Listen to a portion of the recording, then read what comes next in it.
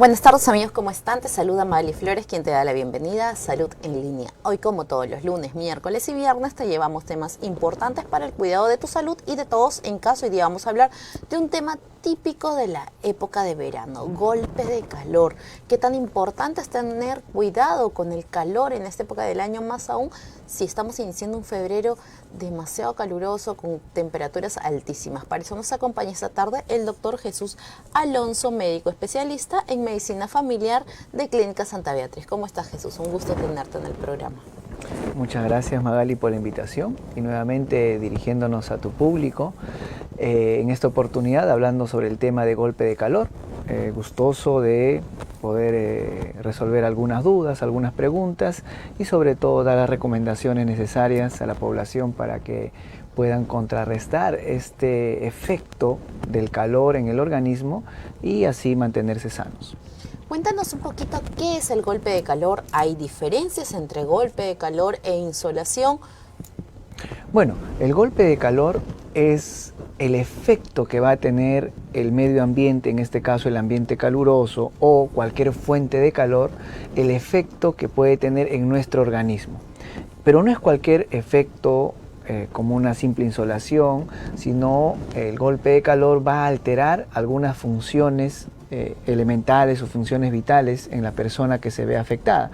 Por eso que el golpe de calor también es conocido y lo podemos buscar en diferente bibliografía como injuria de calor, shock de calor o golpe térmico. Eso quiere decir que el medio ambiente o una fuente externa de calor va a ocasionar que una persona se descompense, y esa descompensación nosotros los médicos lo llamamos una descompensación hemodinámica porque va a alterar las funciones vitales de una persona, y las funciones vitales se entiende pues que va a alterar la presión arterial, la frecuencia cardíaca, la frecuencia respiratoria, la temperatura, incluso la persona puede llegar a desmayarse o colapsar por el efecto externo de esa fuente de calor. En época de verano la fuente de calor más importante es el sol. Pero, eso yo me pregunto, ¿solo el sol? Pero no, existe otras fuentes de calor dependiendo, por ejemplo, de algunos trabajos donde las personas están expuestas a otra fuente de calor, como por ejemplo los que trabajan en fábricas donde hay hornos, donde hay calderas, o aquellas personas que trabajan expuestos, por ejemplo, a otra fuente de calor en ambientes cerrados. Entonces ese calor externo puede poner en riesgo su vida de estas personas. Entonces estamos hablando de que un golpe de calor no necesariamente es por el sol, es en líneas generales por una fuente de calor externa a nuestro cuerpo. ¿Todas las personas pueden sufrir de golpe de calor? Efectivamente, ¿no? Nuestro cuerpo tiene un límite de tolerancia al calor externo. Pero cuando se supere ese límite que está por encima de los 42 grados, ¿no? Ya nuestro cuerpo va a entrar en descompensación. Se dice que nuestro cuerpo tiene una temperatura interna, ¿no? Que es la que normalmente nosotros la cuantificamos con el termómetro, que si vemos de manera práctica la temperatura normal de nuestro cuerpo oscila entre 36.2, 36.5 hasta 37.2 grados centígrados. Esa es la temperatura periférica, mientras la temperatura central, que es la temperatura de las vísceras, de los órganos, que no se modifican por efecto ambiental, oscila entre 37 a 38 grados centígrados. Entonces es una temperatura o es un rango de temperatura, digamos, normal. Cuando la temperatura de nuestro cuerpo aumenta, estamos hablando de fiebre, y si disminuye por encima de esos valores, hablamos de hipotermia. Nuestro cuerpo puede manejar ciertos cambios de temperatura, ya sea por enfermedades u otras alteraciones, pero lo que se ha demostrado y está descrito es que nuestro límite de tolerancia va a ser 42 grados centígrados de manera interna, y la sensación térmica externa también va a tener un equivalente entre más o menos 41 a 42 grados centígrados. Fuera de ese límite ya nuestro cuerpo va a entrar en descompensación y las manifestaciones van a ser diversas, ¿no? Cuéntanos, ¿cuáles son los grupos etarios de repente que se pueden complicar más rápido? Me viene a la mente los niños, que sin duda alguna son los que en esta época del año están más expuestos al calor, a la calle, el sol, estar todo el día de repente expuestos a este tipo de riesgos? Exactamente, la población más vulnerable siempre van a ser los niños. Cuanto más pequeños van a tener mayor dificultad para soportar el cambio brusco de temperatura, ya sea interno o como del medio ambiente, y los adultos mayores, ¿no? Definitivamente los adultos mayores, aquellos que superan ya de 60, 65 años, o personas que tengan alguna otra condición de morbilidad, o sea, de alguna enfermedad, van a ser más susceptibles también a este calor excesivo, ¿no?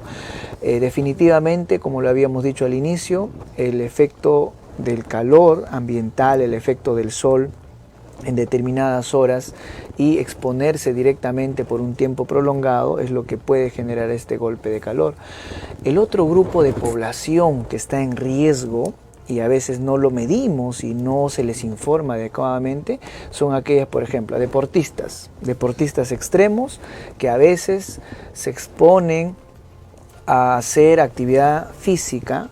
Uno, por ejemplo, no hidratándose adecuadamente, exponen a su cuerpo a situaciones extremas y a plena luz del día, ¿no? Por ejemplo, al mediodía hacer deporte con ese sol intenso en el verano y no hidratarse adecuadamente, eso genera también que el cuerpo se descomponga. Entonces, los deportistas, atletas o deportistas extremos que estén expuestos al sol es un grupo también de riesgo. Otro grupo, por el tipo de trabajo que desempeñan las personas que están en las calles, ¿no? Por ejemplo, cuántos vendedores ambulantes podemos observar en la esquina de un semáforo, en una esquina donde hay pleno sol y no se protegen adecuadamente. No solamente van a estar expuestos a tener un golpe de calor, sino también se van generando otros tipos de alteraciones, como quemaduras en la piel o con el tiempo genera lo que se llama cáncer en la piel, ¿no? O sea, ya se exponen a otras condiciones.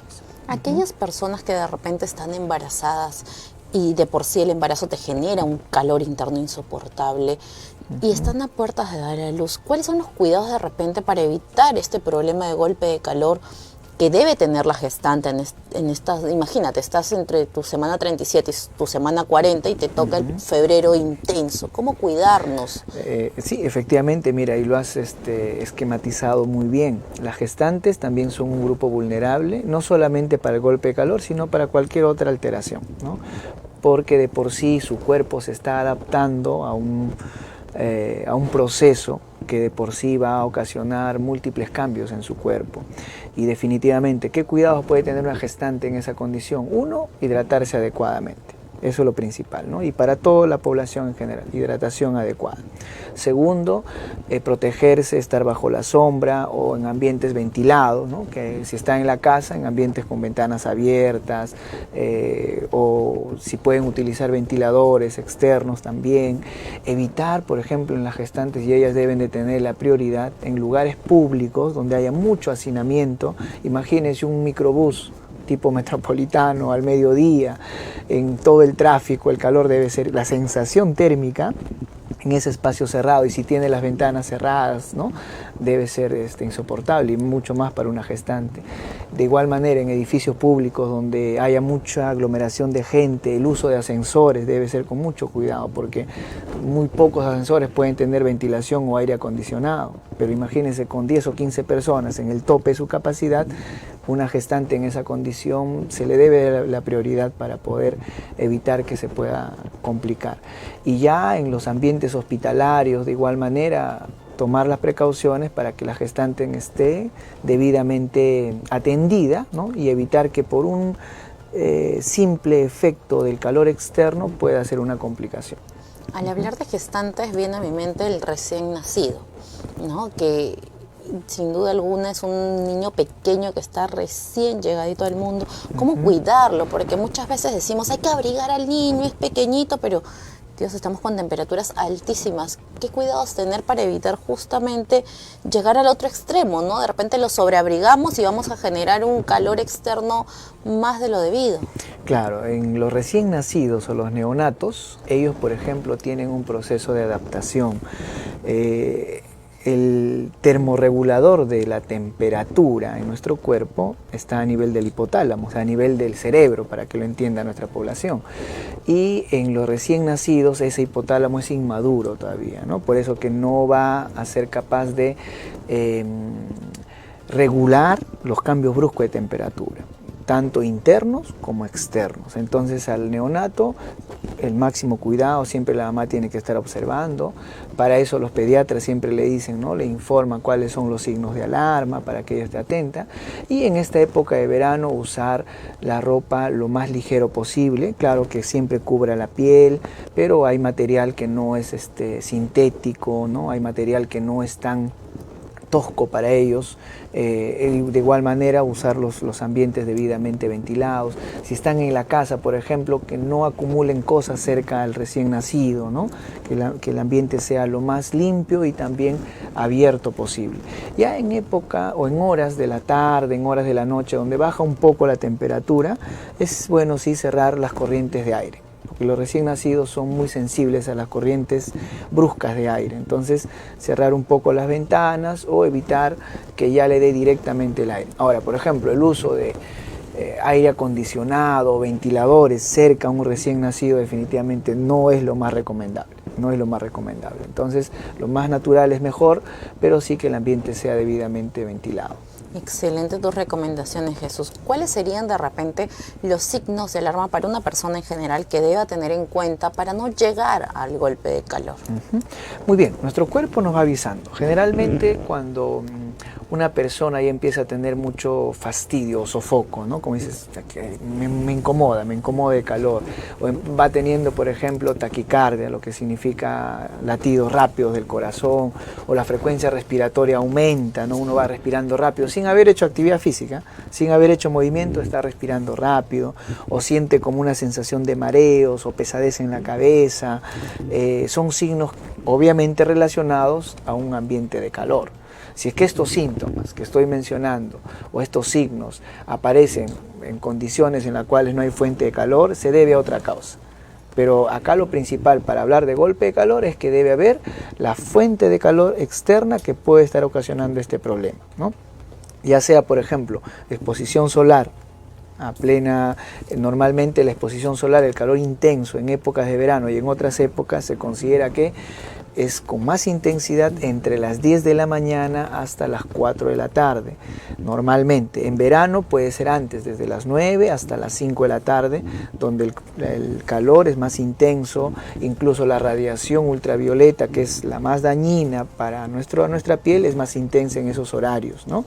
Entonces, si estamos expuestos a esas olas de calor, así le llaman los científicos, también son oleadas de calor, ¿no? Porque a veces el calor no es permanente todo el momento, hay variaciones dependiendo si, por ejemplo, una nube tapa el sol, ¿no? Suele pasar, a veces uno está en la playa disfrutando del sol y pronto se nubla todo, ¿no? Se nubla todo y hasta te abrigas, de repente te quedas dormido así con el abrigo y te despiertas cuando ya estás con todo el sol, ¿no? Entonces son oleadas, ¿no? Son momentos en los cuales el calor va a ser más intenso que en otro momento, en otro horario. Entonces uno tiene que estar alerta a esos signos, que si es por exposición calor, ya sea al sol o a otro tipo de fuente, y empieza a tener esos signos que normalmente no debería tener, o una sensación de sed intensa, ¿no? Acompañada de sensación de mareo, no, puede ser que un golpe de calor esté en camino. ¿Y por qué se denomina golpe de calor? Porque clínicamente es como que es algo brusco, ¿no? O sea, ahí tienes la fuente de calor, te empezaste a descompensar y de pronto te desmayas, ¿no? Es un golpe, un shock, es inmediato. Y prácticamente nuestro termorregulador, que es el hipotálamo, no ha sido capaz de adaptarse a ese cambio brusco de temperatura, entonces se apaga nuestro sistema nervioso central, ¿no? Como por así decirlo, para que se entienda fácilmente. Y en casos más severos, las personas que han tenido golpe de calor no solamente han sufrido desmayos, ¿no? Que pueden ser repentinos, pasajeros, ¿no? Esporádicos, sino que también han llegado a convulsionar, y eso ya afecta pues definitivamente al cerebro, o en casos más severos, cuando no han recibido el apoyo necesario, se han complicado y hasta han llegado a morir, ¿no? por efecto del golpe de calor. Y en esta época, Magali, es importante que nuestra población sepa de que por el famoso efecto invernadero, ¿no? El calentamiento global que estamos viviendo a nivel de todo el planeta, definitivamente cada vez las épocas de verano las vamos a sentir más calurosas, más intensas. Ya hemos visto hace poco nomás en lugares de Australia donde ha habido incendios forestales por efecto básicamente del medio ambiente, ¿no? Acá en mismo Perú, en la zona de la selva también hemos visto algunos de esos casos, pero ante eso la recomendación también es, ¿no?, de que nosotros tengamos participación activa para proteger nuestro medio ambiente. ¿Qué tan importante puede ser realmente para la humanidad en general que todos trabajemos en pro del medio ambiente, en cuidar nuestro medio ambiente, para evitar todas estas cosas que sin duda alguna van a hacer daño al planeta, a nosotros que somos los habitantes de... Jesús, cuando ya identifico todos estos síntomas, sin llegar obviamente al caso del desmayo o algo por el estilo, ¿qué debo de hacer? ¿Acudir al especialista? ¿Puedo ir hidratándome? ¿Qué tomar en cuenta? Claro, por ejemplo, si uno mismo es el que va teniendo esa sensación de disconfort, malestar, ¿no?, lo principal es alejarse de la fuente que está ocasionando esto. Eso es lo principal. Si yo identifico, por ejemplo, que soy un trabajador que he estado todo el día, largo rato, en la calle vendiendo productos X y de pronto no me he protegido, no he estado bajo la sombra, no me he hidratado y empiezo a tener esa sensación de mucho calor, dolor de cabeza, ¿no?, porque da una sensación de pesadez en la cabeza, sensación de mareos, siento mis latidos rápido, mi frecuencia respiratoria, siento que respiro rápido, lo mejor es buscar un lugar donde me puedo poner a buen recaudo, ¿no? Un lugar bajo la sombra, si estoy en mis condiciones, poder hidratarme, y si uno nota pues que ya esto va más allá de lo que uno puede controlar, inmediatamente pedir ayuda a la persona que tengas a la mano, ¿no? Por favor, me siento mal. Eso es lo que tenemos que decir, ¿no? Por favor, me siento mal, necesito que me ayuden, ¿no? Hace poco justo atendí a una paciente que tuvo un problema similar en un microbús, ¿no? Y lamentablemente ella simplemente, ¿qué hizo? ¿No? Estuvo con todo lo que describo, ¿no? Síntomas de taquicardia, desvanecimiento, incluso ella dice momentáneamente sintió que se desmayó, pero no avisó. O sea, simplemente en el asiento sentadita se echó como que se desmayó y la gente pensó que estaba dormida, nadie le fue a ayudar. Hasta que cuando ya llegó al final, se despertó, reaccionó y la gente recién pudo, ¿no?, hacer algo por ella. Pero lo principal es, si uno se siente mal y estás en un lugar público, pedir ayuda. Señor, no me siento bien, por favor, apóyeme, ayúdeme. Si estás en el trabajo, al compañero que tengas cerca, de igual manera, ¿no? No me siento bien, por favor, quisiera que me ayuden. O llamen a mi familiar más cercano. Siempre en los trabajos te piden también un número de emergencia donde llamar, ¿no? Tomar esas precauciones. Y definitivamente a la persona que va a brindar ayuda, al que está sufriendo un golpe de calor o tiene síntomas de golpe de calor, si no es un personal de salud, inmediatamente tiene que avisar. Acá en el Perú, felizmente, tenemos el sistema SAMU que puede llegar de repente a los lugares donde se necesite, o en todo caso trasladar a esa persona a un establecimiento de salud, donde ya se le pueda brindar la atención médica, la atención especializada. Eso es importantísimo, ¿no? Poder ayudar de manera correcta. Si no somos personal de salud, de repente llamar a una instancia. Bien lo menciona Jesús, está el SAMU o algún establecimiento de salud cercano que cuente con emergencia. Por ley general de emergencias van a ser atendidas las personas, así que no dudes en llevar. Exacto. Ahí, por ejemplo, es importante, Magali, tú que has mencionado, ¿no?, qué hacer, por ejemplo, si una persona está inconsciente, producto del efecto de calor. Y no solamente producto de efecto de calor, en general, cualquier situación, una condición que haya causado que una persona esté inconsciente. Yo he visto pues de manera empírica la gente que va a ayudar se desesperan, ¿no? Todo se vuelve en un caos y la persona está por ahí y dice, hay que darle aire, empiezan a orear así con el papel o dicen agüita, ¿no? Entonces la persona está inconsciente y quieren hacerle tomar líquido. Eso no se hace. Una persona que está dormida, atentos, ¿no?, y sobre todo en niños, en adultos mayores, a las personas que están dormidas, a las personas que están inconscientes o no responden adecuadamente, no intenten darle beber líquido.